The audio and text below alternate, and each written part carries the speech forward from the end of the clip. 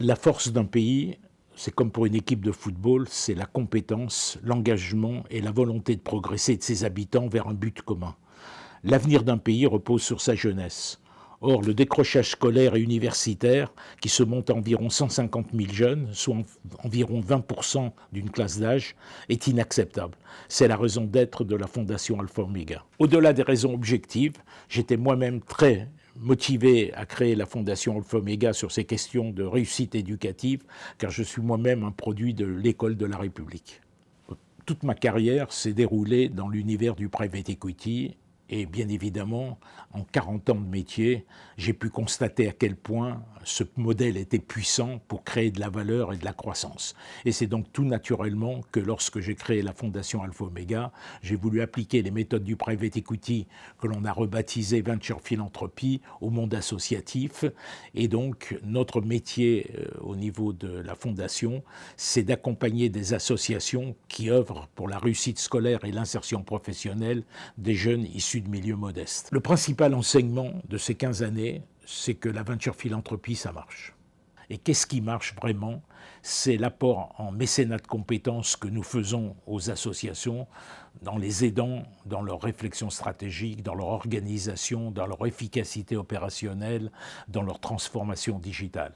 Certes, l'argent que nous apportons est également un facteur puissant, mais c'est surtout le mécénat de compétences qui est notre marque de fabrique.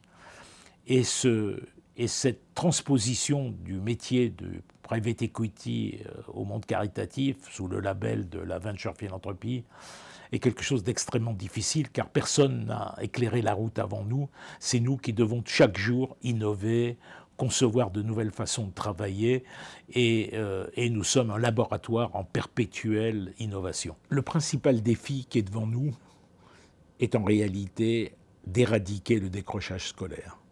Et pour cela, professionnaliser les associations comme nous l'avons fait depuis 15 ans est certes une chose indispensable, mais malheureusement insuffisante.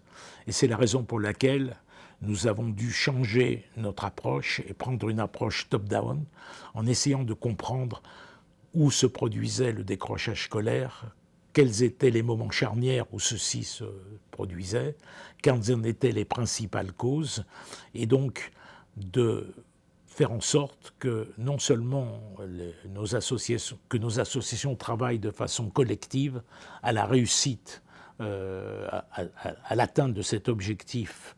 Et donc nous avons conçu un concept qui s'appelle l'Alliance éducative, qui réunit bien évidemment l'école, qui réunit les parents, qui réunit les grandes associations, et de les faire travailler tout ce monde ensemble pour atteindre cet objectif. Et ce que nous voulons, c'est une transformation systémique de cette problématique. Mais là encore, je dirais que le défi, compte tenu de l'importance de l'enjeu, c'est qu'il faut mobiliser, je dirais, presque toute la société civile pour atteindre cet objectif. Et c'est ça notre grand défi pour les 15 années à venir.